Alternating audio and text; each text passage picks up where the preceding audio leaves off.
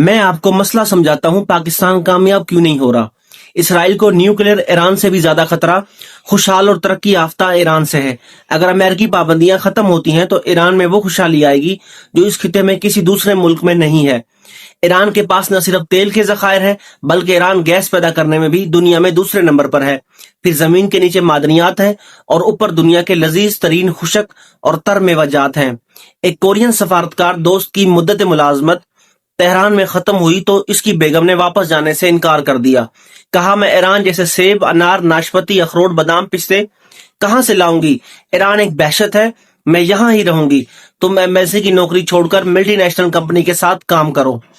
یہ ہیں وجوہات جن کی وجہ سے اسرائیل کبھی نہیں چاہے گا کہ ایران جنگ و جدل سے نکلے، اس پر امریکی پابندیاں ہٹ جائیں اور یہ مشرق وسطیٰ کا طاقتور ترین ملک بن کر ابھرے۔ جنوبی کوریا اور جاپان سے بڑی اقتصادی طاقت جس کے پاس طاقتور ترین روایتی فوج ہو، جدید ایئر فورس اور نیوی ہو، اور یہ سب کچھ پابندیاں ختم ہونے کے بعد ہی ممکن ہے۔